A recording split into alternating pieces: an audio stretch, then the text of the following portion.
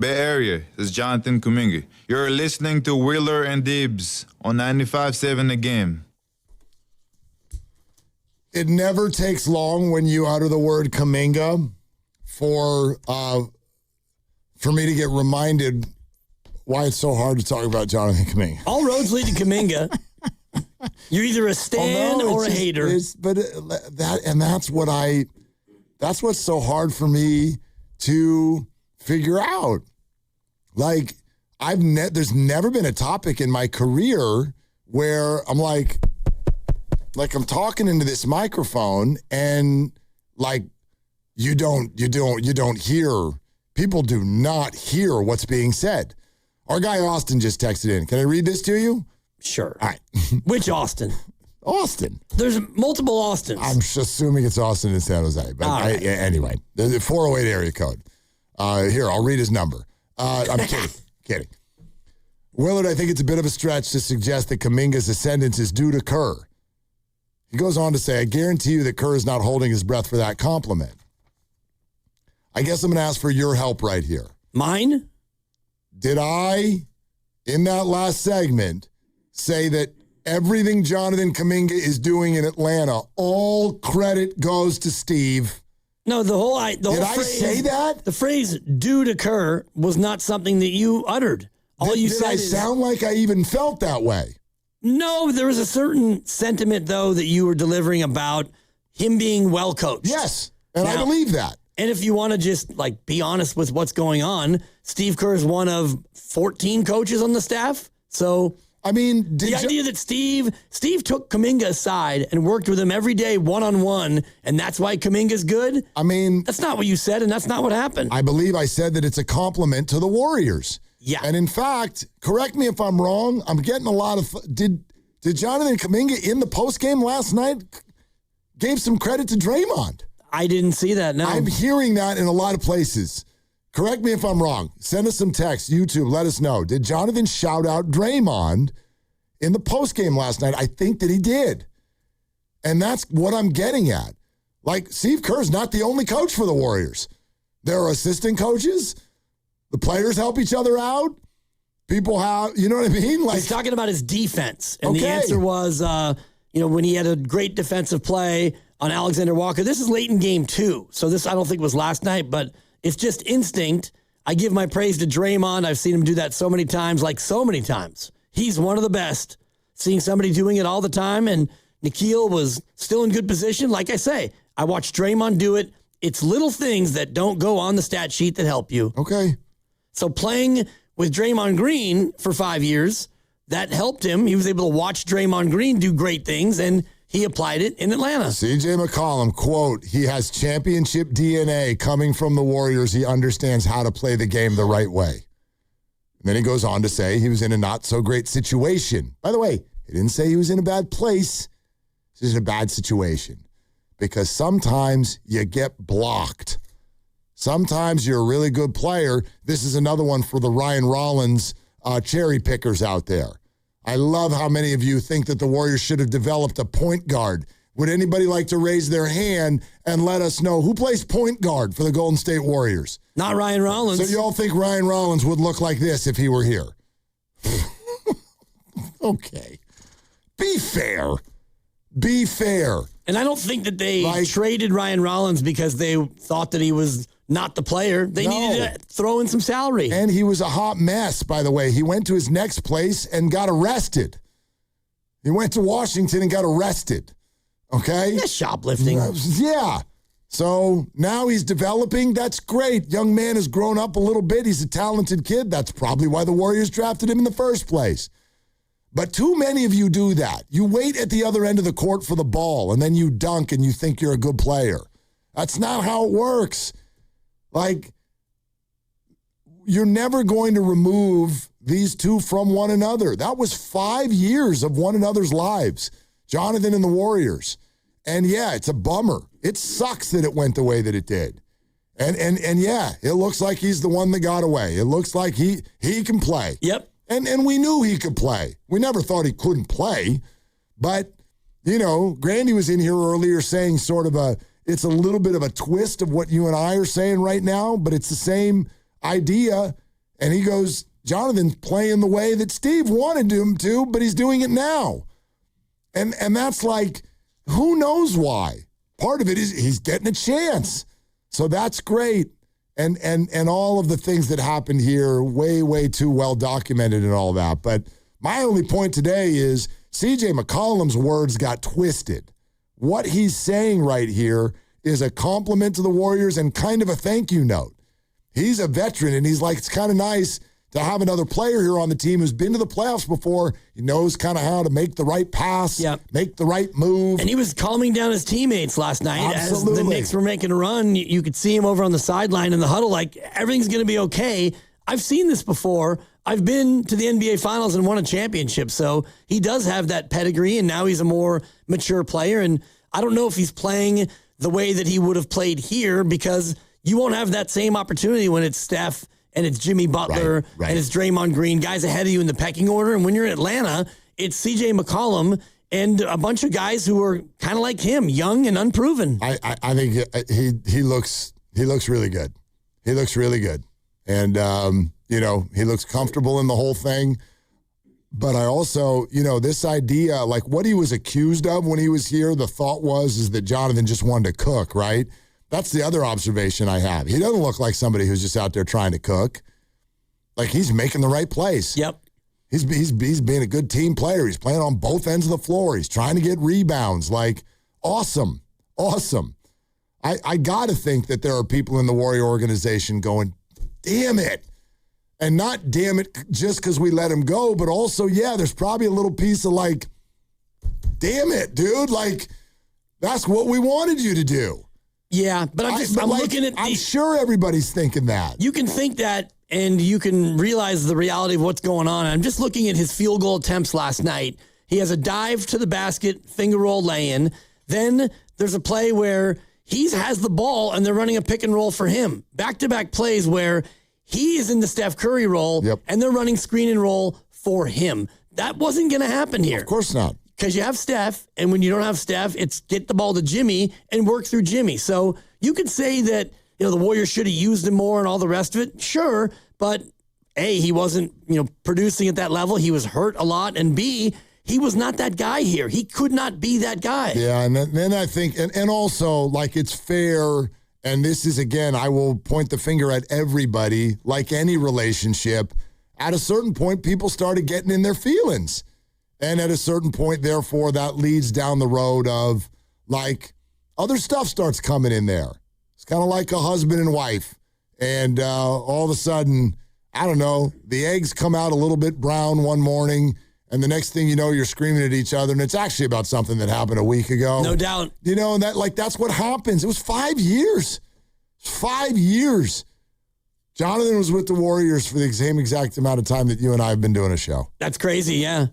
And, we've had our ups and downs, but it's only two of us, and luckily we don't have to worry about, do you have a chance to cook and all the rest of it? Like, we have our thing where you do what you do, I do what I do, and it's roll to fine and all the rest of it. But Kuminga never got to that comfort zone. Think about the times where, Steph was out, and now you have a chance to cook, and Jimmy was out. Now you can play a lot, and then they come back, and Wiggins was out, and he got to play a ton, and he played well, and then guys came back, and it's like, now we need you to go back to this role. In Atlanta, so far, he's got a role. You're our sixth or seventh man. You're going to play 30 minutes, and when you're in there, go ahead and do your thing. Right, and there's zero expectations. Right. Like, they've already overachieved. Like, they played great in the second half of the season. He was helping in some of those games. He was hurt for a lot of those games, but they played really well. They get into the playoffs. Now suddenly they got a 2-1 lead. Even if they lose the next 3 games and lose in 6 games, their fan base will be like, nice job. Set this up for the future. That's how they'll feel. That was never the case here. So, it was, I think that's why CJ accurately used it was not, he was in a not so great situation. Now he's found a happy home. I keep reading these 2 sentences and I'm going, hey, you dirty people out there that went and found something bad in that statement.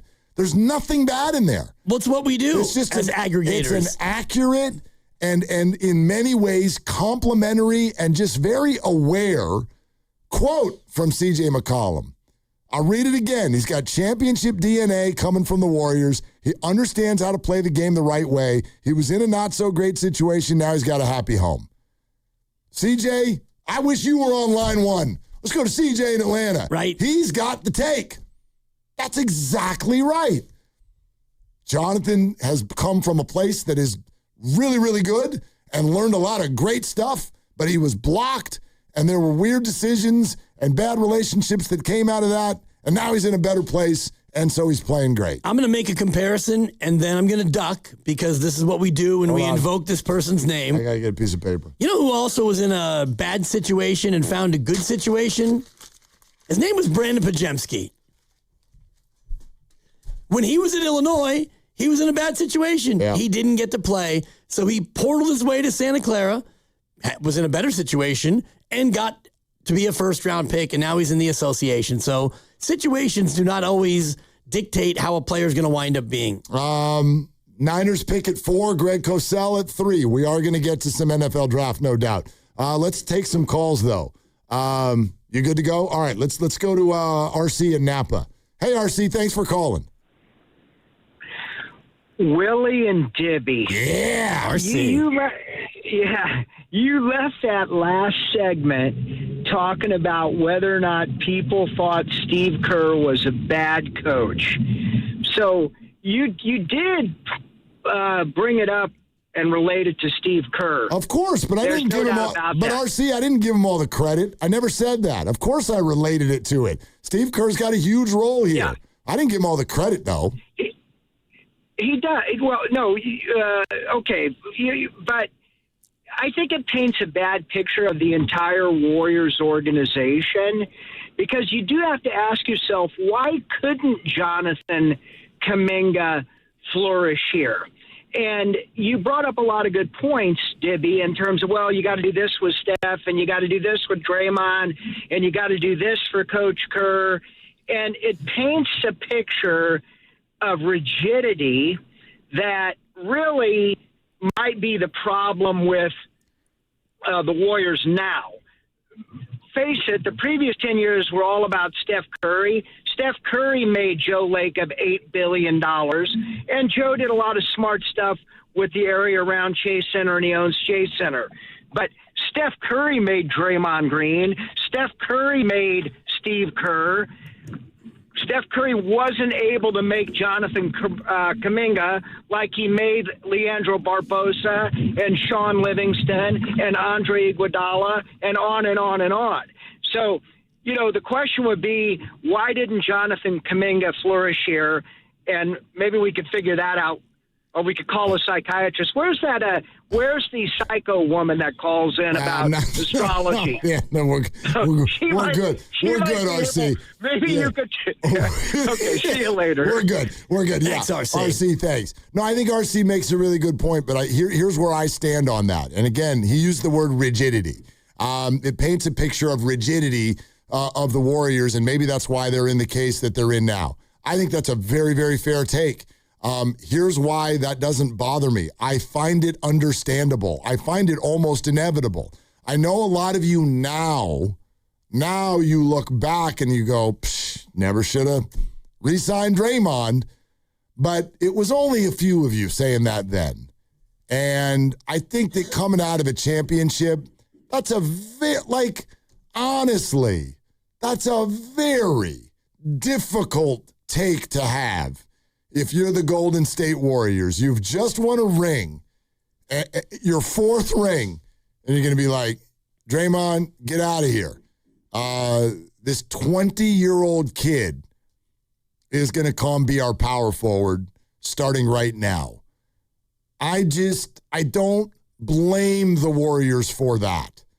Now, if you want to blame them, if there was an opportunity to say trade him 2 years ago, if you felt in your heart of hearts, we really need to start prioritizing Jonathan Kuminga in that position, well, then anyone with the general manager title could have done that. And that I would have heard. But I just think it's a little, again, my phrase of the day, it's a little bit of a cherry pick to now go back in time and say you never should have re-signed Draymond right when you're coming out of your 4th ring and Jonathan is a rookie. Right. Like, that was never going to happen. And honestly, when you look at Draymond's contract, it was never that much of an albatross. He made a shade under $100 million. And even looking at the option he's got for this upcoming year, $27 million, that's not a ton of money in the current NBA. So that contract was never that big of a deal. You could have traded it if you wanted. They may have shopped it at the deadline. They did, depending on who you asked. To me, the real tragedy of the Kuminga era is not Steve keeping him down. And I'm looking at the log right now. Last year, January, I don't know, it was like the 5th when he got hurt. Yep. Kuminga gets hurt. He's averaging 16 a game. Yep. He's playing 26 minutes a night, and he is showing that he can be your Robin. He can be your number 2 guy. And the team was up and down. They were 18 and 14 in the games he played. They were not necessarily a dominant team, but he was showing that he could be the guy we're seeing now. He gets hurt. The team flounders a bit. And they go out and they get Jimmy Butler. And when they did that, and Kuminga finally comes back, that's when it became hard for him to play, and it spilled over into this year. Yeah, blocked. But he wasn't blocked until he got hurt. Until Jimmy. Well, he got hurt, and that's, I think, a big reason why they went out and got Jimmy. And again, but Jimmy gets here, and then they don't go 18 and 14. They go 24 and 6 or whatever the hell they were. And now, you want the Warriors to go away from that right as they get to the playoffs? Blocked, unfortunately. And blocked because he got hurt. And I think if he doesn't get hurt, they don't go out and get Jimmy Butler. That's an interesting. They might go out and get a different player. I'm sure that they look to add. Kuminga gets hurt. They lose 4 of 5, and then they wind up losing 6 of 9. And that thing was sliding, and Kuminga's just out. And you got to the deadline, and Kuminga's still out. That's when you went out and got Jimmy Butler to save the season. Bobby in Los Altos is next. Hi, Bobby. What's going on? Hey, thanks for taking the call. Yeah, what's up? It's like Tony in Oakland's catching some strays. Look, I think this is much ado about nothing. The fact is, it's the same player. It's a better environment for Kuminga. Look, I lived in Manhattan, and some people thrive in New York City. I was miserable.